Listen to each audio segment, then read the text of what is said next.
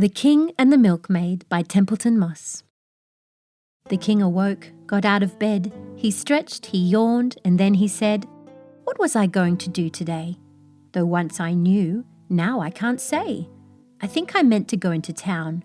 Why don't I ever write things down?" The king got washed and dressed, and then he went downstairs and called out, "Ben!" Young Benjamin knew everything. He was advisor to the king. "What is it, sire? Why did you call?" The king said, "Ben, can you recall what I had planned to do today? The memory has slipped away." Ben said, "I thought this might occur. You are a tad forgetful, sir. Today's the day I have writ down that you will go into the town. And once you're there, my liege, you mean, to find a girl to be your queen." "Of course," the king said. "Fancy that. Ben, get my coat and get my hat. I have to look my best, you see, to find someone to marry me." The king and Ben rode to the city, where all the girls were nice and pretty. The streets were full of maidens fair. Potential queens were everywhere. Said Ben, "It shouldn't take too long to find a queen amongst this throng."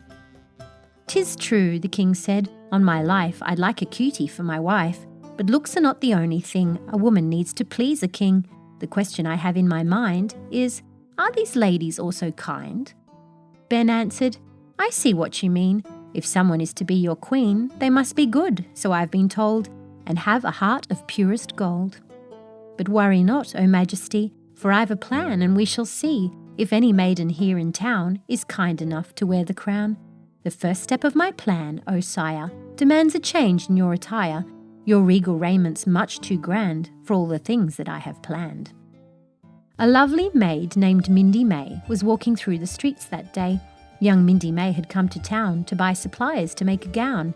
A handsome lad whose name was Rance had asked her to the local dance, and Mindy-May had told him yes. Now all she needed was a dress. Her mum would make one stitch by stitch. It didn't hurt that Rance was rich. She walked straight to the fabric store, but as she started through the door, she heard a voice say, "Pardon me." She turned around and then did see a beggar dressed from head to toe in rags that smelled like billy-o. "I hate to interrupt your day," the beggar said, "but if I may, I'm very poor, I'm hungry too, so may I ask for help from you?" "No, you may not," said Mindy-May. "Now leave me be, please go away." The beggar sighed and turned his head. "Too bad, she was quite cute," he said. Of course by now you will have guessed that Mindy-May had failed the test. In truth, that smelly beggar man was just a part of Ben's big plan. The king got dressed in dirty clothes, hard on the eyes and worse on the nose, to find a maid who'd condescend to treat a poor man as a friend. But though the king and loyal Ben played out their scheme time and again, they didn't find a single gal who'd treat a beggar as a pal. "Don't worry, sire," said clever Ben. "We'll simply have to try again." "Look," he cried out, "over there, I spy another maiden fair." The lady Ben had pointed out was fair, but kind of short and stout. But beauty, you may have been told, is in the eye that does behold. And though not all would find her fair, the king proclaimed, "I do declare that girl's the loveliest I've seen. I want that maid to be my queen." The maiden's name was Alice Brown. She carried milk throughout the town, and when she saw the beggar king, she said, "Oh my, you poor, poor thing. You look as though you've had it rough. I'm sorry life can be so tough, but you have found a friend in me. Here, take some milk. Go on, it's free." The king was struck by Cupid's dart. "You have compassion in your heart. In all the city, up and down, 'twas only you, Miss Alice Brown, who cared not for my poor attire. You are the maid I most admire." And that's the tale of Alice Brown, the former milkmaid of the town. And once the king and she were wed, she wore a crown upon her head.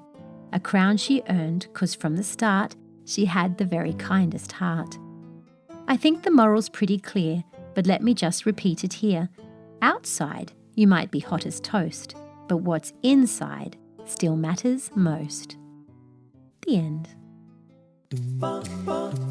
Storyberries.